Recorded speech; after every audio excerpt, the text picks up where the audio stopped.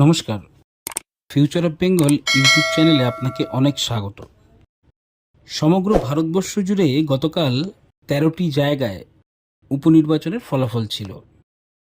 এই ফলাফলে বিজেপির কি খারাপ হলো না ফল ভালো হলো সেটা একটু আমরা পর্যালোচনা করব। আগে একটু দেখে নিই এই ১৩টি আসনের মধ্যে কার কটা সিট ছিল।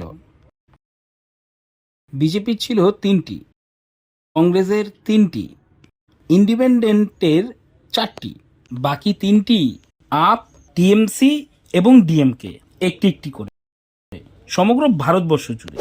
মানে বিজেপির সিট বাড়েও নি, আবার বিজেপির সিট কমেও নি। এর কি কারণ হতে পারে? আচ্ছা, তাহলে কি সাধারণ মানুষ বিজেপির থেকে মুখ ফিরিয়ে নিচ্ছে? মোদি হাওয়ার কি তাহলে এখন সমাপ্তি ঘটেছে? আসুন এটা নিয়ে আমরা একটু আলোচনা করি।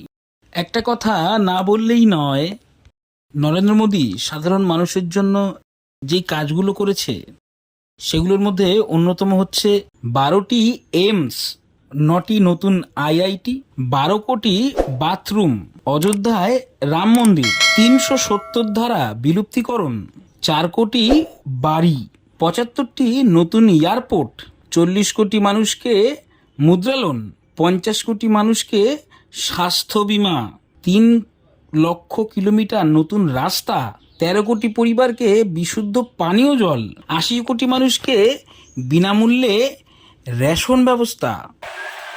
এসবের পরেও সাধারণ মানুষ কি মোদির থেকে মুখ ফিরিয়ে নিচ্ছে? আসলে ঠিক বিষয়টা তা নয়।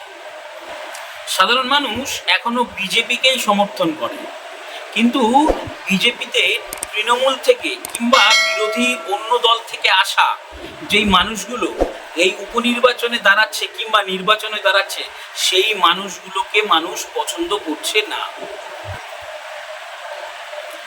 যতই মোদি হাওয়া চলুক না কেন, সেই মানুষগুলোর জন্য মানুষ এখন আর বিজেপিকে ভোট দিতে চাইছে না।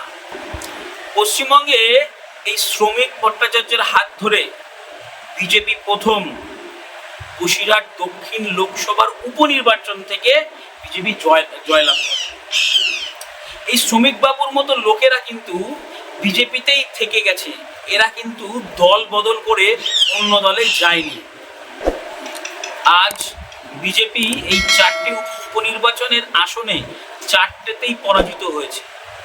রায়গঞ্জ, বাগদার মতো আসন, সেই আসনও বিজেপির হাত থেকে চলে গেছে। উত্তরাখণ্ডের বদ্রীনাথে কংগ্রেস থেকে আসা নেতাকে উপনির্বাচনে দাঁড় করিয়েছিল বিজেপি, সেখানেও কিন্তু বিজেপির হার হয়েছে। সাধারণ মানুষ এই দল বদলুদের আর বিশ্বাস করছে না, তাই কিন্তু বিজেপিকে হারের মুখ দেখতে হচ্ছে। বাংলাতেও বিজেপি যাদেরকে চোর চোর বলে আখ্যা দিত, তারাই তৃণমূল ছেড়ে বিজেপিতে আসছে, ইলেকশনে দাঁড়াচ্ছে এবং হারছে। বাস্তব কথা হলো, যত দ্রুত সম্ভব বিজেপির হয়ে যারা লড়ছে, সংসার ঘর বাড়ি ছাড়ছে, ধর্মর কথা চিন্তা করছে না, সেই সমস্ত লোকদেরই বিজেপিতে টিকিট দেওয়া উচিত।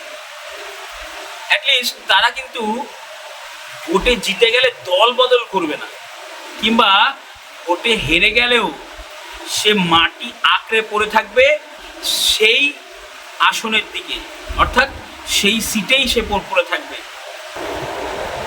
আমার সঙ্গে যদি একমত হন তাহলে অবশ্যই ভিডিওটি শেয়ার, লাইক এবং কমেন্ট করবেন। অনেক অনেক ধন্যবাদ।